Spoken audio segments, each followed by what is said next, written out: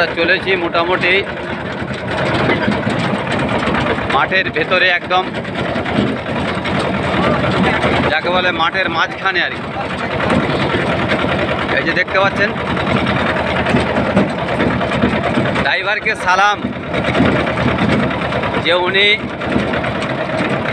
এইখানেও মারুতি গাড়িকে এনেছেন। সত্যি অসাধারণ। এই না হলে ড্রাইভার, গাড়িকে কোথায় কোথায় নিয়ে গেছে।